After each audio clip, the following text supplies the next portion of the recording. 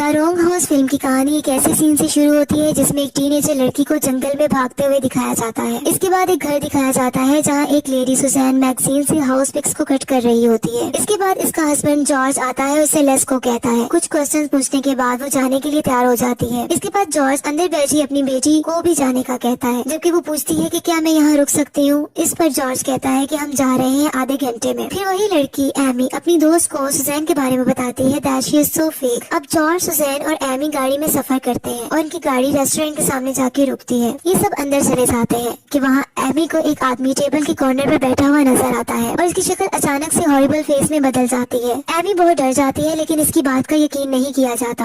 Amy गाड़ी में कहती है कि मैं घर जाना चाहती हूँ, लेकिन जॉर्ज, इसका फादर, कहता है कि पहले हम घर देखने जाएंगे और फिर दोबारा हम घर वापस आ जाएंगे। फिर वो लंबा सफर करने के बाद इस घर तक पहुँचते हैं जहाँ फॉर सेल लिखा होता है और साथ ही में उसी के ऑनर की तस्वीर बनी होती है। जैसे ही एमी उस आदमी की तस्वीर देखती है तो वो बताती है कि ये वही आदमी है जिसको इसने रेस्टोरेंट में देखा था, लेकिन इसकी बातों को इग्नोर किया जाता है। कुछ देर में उस घर में पहुंच जाते हैं और वहाँ कोई भी नहीं होता। वहाँ एक स्पीकर होता है जिसमें से वेलकम की आवाज आती है और ये भी स्टेटमेंट बोली जाती है कि आप फ्रीली इधर उधर जाकर घर देख सकते हैं और कहा जाता है कि स्पीकर के बटन को प्रेस करके वो इस अजीम जगह के बारे में जान और सुन सकते हैं। कुछ देर में वहाँ एक जीप आती है जिसमें एक दूसरी फैमिली होती है जो कि पहले ही इस घर को देखकर जा चुकी होती है। दोनों फैमिलीज का इंट्रोडक्शन होता है। इसके बाद जॉर्ज की फैमिली गाड़ी में बैठकर चली जाती है जंगल की तरफ। जैसे इनकी गाड़ी जा रही होती है कि इनके सामने एक लड़की आती है और जमीन पर गिरकर जख्मी हो जाती है। ये सब उतरकर उसको देखते हैं और पूछते हैं कि क्या वो ठीक है। इसके मुंह से खून बह रहा होता है और मुंह से अजीबोगरीब आवाजें निकालती है और बहुत ही मिस्टीरियस वे से अपने हाथ से एमी के चेहरे को भी टच करती है। इमीडिएटली सेकंड फैमिली की भी जीप पीछे से आ जाती है और इन सबको अपनी गाड़ी में बिठाकर ले जाते हैं। सब दोबारा इस घर के सामने चले जाते हैं जहाँ फॉर सेल लिखा होता है।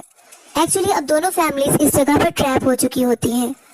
अब वो गाड़ी से यहाँ से निकलने की कोशिश करते हैं लेकिन गाड़ी इस घर के सामने आकर रुक जाती है। तो दूसरी फैमिली का हेड अंदर जाने का कहता है और अंदर जाकर स्टे करने का बोलता है, जबकि उसकी वाइफ कहती है कि ये बहुत बैड आइडिया है। एमी बताती है कि ये स्ट्रेंज लड़की अंदर नहीं जाना चाहती। एमी का फादर जॉर्ज कहता है कि तुम्हें डरने की जरूरत नहीं, हम यहाँ इकट्ठे होंगे। कुछ देर में वो इस घर में चले जाते हैं और अंदर बहुत ही डार्कनेस होती है। इस स्ट्रेंज लड़की को अपस्टेयर्स में विंडो पर एक आदमी नजर आता है जो कि एक बच्चे का मुंह छुपाए हुए होता है। उसने उस बच्चे के मुंह पर हाथ रखा होता है। उसके पास सुजैन बताती है कि स्ट्रेंज लड़की को फीवर हो गया है। अगली सुबह स्पीकर से आवाज आती है वेलकम की और सेम स्टेटमेंट को रिपीट किया जाता है। इस पर सबकी आंख खुल जाती है और वो देखते हैं कि वो स्ट्रेंज लड़की गायब होती है। फिर वो विंडो से बाहर एक आदमी को देखते हैं जो अपने डॉग के साथ होता है। दूसरी फैमिली का हेड सबको लेकर बाहर जाता है लेकिन वो गायब हो जाता है। कुछ देर में वो अंदर आते हैं तो स्ट्रेंज लड़की मिल जाती है। इस सीन में ये जाहिर होता है कि स्ट्रेंज लड़की की जुबान कटी हुई है। एक महीना गुजर जाता है। सेकंड फैमिली की लेडीज फाइट कर रही होती है कि इसे विंडो के बाहर एक बच्ची नजर आती है जो कि हकीकत में इसकी अपनी मरी हुई बेटी होती है। इसके अलावा ये भी दिखाया जाता है कि जो इनका बेटा, सेकंड फैमिली का जो बेटा होता है और बैसाखियों की मदद से चलता है, वो अब उसकी रिकवरी हो रही होती है। सेकंड फैमिली के बेटे का नाम जैसन होता है।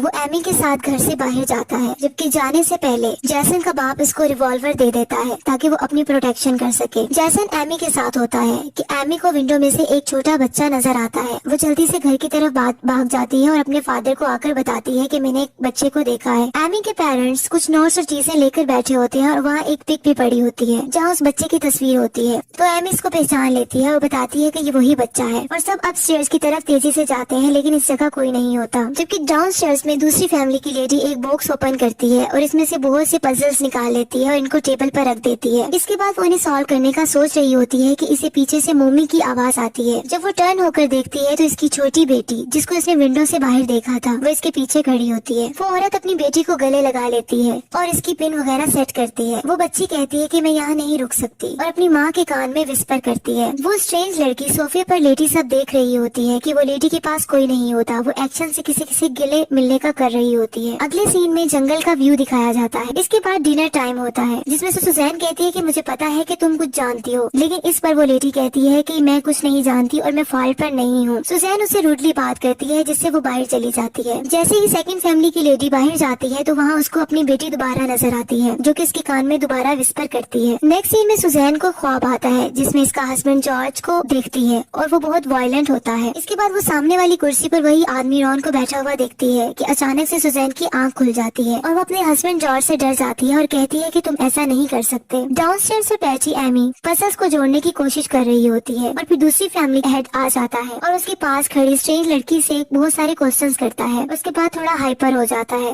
एमी का बाप इसे यकीन दिलाता है कि अंदर कुछ नहीं है, सब कुछ ठीक हो जाएगा और मैं तुम्हारे साथ कुछ नहीं होने दूंगी। अगले सीन में जंगल में एमी, सुजैन, जॉर्ज पहुंच जाते हैं और जैसन का बाप इनको पिस्टल दिखाता है और कहता है कि तुम एक एक करके निकलने की प्लानिंग कर रहे हो। एमी का फादर जॉर्ज बताता है of course not. Next morning Amy अपना फेस वॉश कर रही होती है कि इसकी मदर इसको पीछे मिरर में दिखाई देती है जबकि इसका गला कटा हुआ होता है। दूसरी तरफ सुजैन एक छोटी नाइफ लेकर उधर मूव करती है और फिर वहाँ से हैमर उठा लेती है। जैसन के बाप की कमर पर आकर हैमर को मार देती है। इस तरह जैसन का बाप मरने लगता है लेकिन उसे जॉर्ज पूछता है how can we get the road, और उसे रोड के बारे में पूछता है लेकिन उसकी डेथ हो जाती है। जॉर्ज अपनी बेटी एमी और स्ट्रेंज लड़की को लिए साइड पर हो जाता है जबकि सुजैन मुसलसल रो रही होती है और वो कहती है कि ऐसा नहीं करो। इसी तरह अब जॉर्ज बाहर जाने का डिसाइड करता है और वो गन अपनी डॉटर को देकर जाता है ताकि वो अपनी केयर कर सके। जबकि दूसरी तरफ जंगल में जॉर्ज बैक स्टेप से रोड की तरफ को तलाश करने की कोशिश कर रहा होता है। जैसे ही वो फॉरेस्ट के मिड में पहुंचता है तो इसको हेलो की आवाज आती है। वही पर्सन रॉन अपने डॉग के साथ पीछे खड़ा होता है लेकिन जब जॉर्ज पलट कर देखता है तो इसको अपना हमशक्ल दिखाई देता है। एमी और वो स्ट्रेंज लड़की एक दरख्त के पीछे छुपी होती है कि जॉर्ज वहाँ जाकर स्ट्रेंज गर्ल के बाल पकड़ लेता है और अपनी तरफ उसको घसीटता है। इसके बाद हैमर से उसको मार देता है। अब उस स्ट्रेंज लड़की की भी डेथ हो जाती है। एमी बहुत घबरा जाती है और रोने लग जाती है और अपनी गन से अपने फादर पे फायर कर देती है जिसकी वजह से इसके फादर की भी डेथ हो जाती है। अब वो जंगल की तरफ भागती है, उसको एक कार नजर आती है और उसके सामने जाकर गिर जाती है। वहाँ एक कार रुकने पर लोग इसे गाड़ी में बिठाते हैं कि वो देखती है कुछ पजल्स इसकी पॉकेट्स में होते हैं। वो गाड़ी दोबारा इस घर में के सामने जाकर रुक जाती है। अभी वो वहाँ बैठी होती है कि दूसरे कार डोर से वही घोस्ट बॉय और उसका बाप खड़े होते हैं और वो घोस्ट बॉय कहता है शी इज बैक डैडी और एमी को अपनी तरफ से खींच लेते हैं और वो आदमी सीजर से एमी की जुबान काट देता है। ये कम्प्लेक्स मूवी है जो बहुत से क्वेश्चन छोड़ती है। राइटर इस मूवी की एक्सप्लेनेशन पर कहता है कि बेसिकली ये सब मर्डर घोस्ट बॉय और घोस्ट मैन कर रहे होते हैं, ह्यूमन बॉडीज को पोज करके उनके दिमाग को साइकोलॉजिकल टॉर्चर करते हुए। और आखिर में ये पता चलता है कि ये वही पुराना साइकिल है जो दोबारा से शुरू हो जाता है। जैसा कि हमें पता चलता है कि एमी की जुबान कट गई है और अब स्ट्रेंज गर्ल मानी जाती है। इसी फैमिली के लिए जो इस घर में जो फॉर सेल है देखने आएंगे। इसी तरह एमी इसी फैमिली की कार से टकरा जाएगी और वो फैमिली स्ट्रेंज गर्ल को स्ट्रेंज हाउस में ले जाएंगे और खुद भी ट्रैप हो जाएंगे और इन सबका मर्डर हो जाएगा। इसी तरह ये कहानी चलती रहेगी।